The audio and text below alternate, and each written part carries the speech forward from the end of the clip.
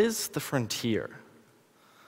The concept conjures up thoughts of our species, our planet, and our civilization, and it sort of frames them in this fantastically ambitious context. The stakes really are high when one contemplates the intersection of the future and human civilization. But one of the first things that I realized about the frontier is that we don't have to look to the future to find it, because there's a very real sense that we're living in it today. Now, many people don't believe that we're living in any particularly interesting times. And granted, one could argue that our ancestors would have been just as fascinated by their times as we are of ours.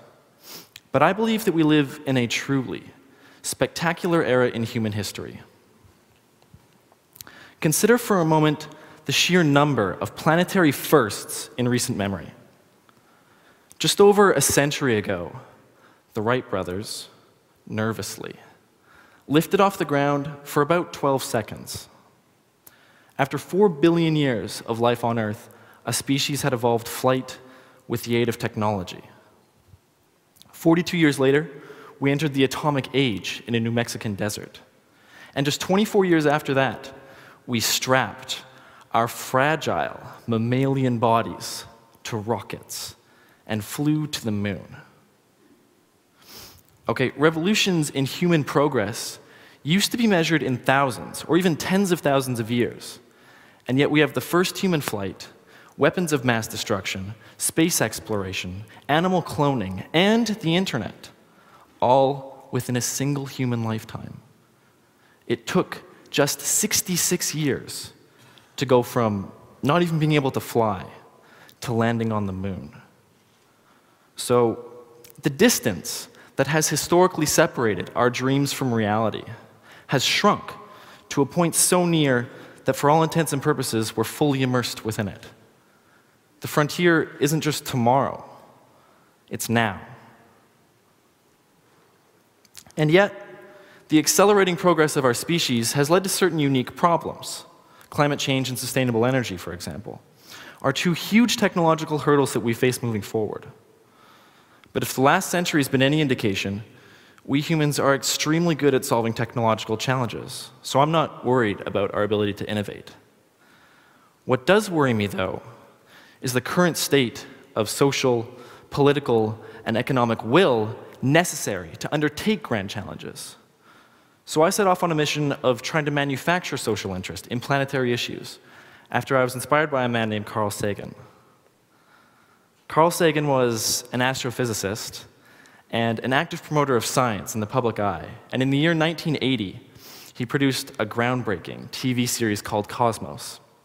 At the time, he actually took a lot of flack from his scientific colleagues for selling out by appearing on television. But he understood the weight and influence that media can have on a society. 31 years later, Cosmos stands as the most watched PBS series ever, leaving in its wake an entire generation of inspired scientists. And yet it goes underappreciated by today's generation because of its dated style. Thankfully, though, Sagan also produced an amazing audiobook called The Pale Blue Dot, in which he left his raw and poetic words digitally immortalized. And this became the inspiration for my project. I decided to sift through its chapters and distill short narratives, which I could then combine with modern music and imagery. I called this project the Sagan series, and while we still have a long way to go in promoting a planetary perspective, it's a small step that I hope can inspire others, and which I hope you all enjoy today.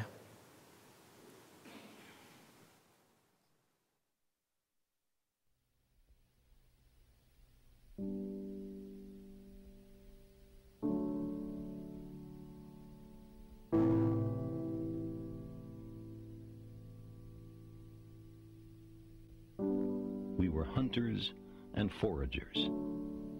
The frontier was everywhere. We were bounded only by the earth and the ocean and the sky.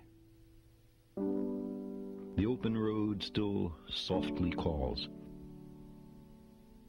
Our little terraqueous globe is the madhouse of those 100,000 millions of worlds. We who cannot even put our own planetary home in order, riven with rivalries and hatreds, are we to venture out into space? By the time we're ready to settle even the nearest other planetary systems, we will have changed. The simple passage of so many generations will have changed us. Necessity will have changed us. We're an adaptable species. It will not be we who reach Alpha Centauri and the other nearby stars. It will be a species very like us, but with more of our strengths and fewer of our weaknesses. More confident, far-seeing, capable, and prudent. For all our failings, despite our limitations and fallibilities, we humans are capable of greatness. What new wonders undreamt of in our time will we have wrought in another generation and another? How far will our nomadic species have wandered by the end of the next century and the next millennium? Our remote descendants, safely arrayed on many worlds through the solar system and beyond, will be unified by their common heritage, by their regard for their home planet, and by the knowledge that whatever other life may be, the only humans in all the universe come from Earth. They will gaze up and strain to find the blue dot in their skies.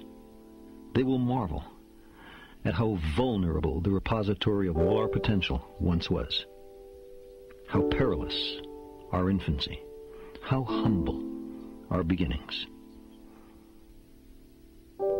how many rivers we had to cross before we found our way.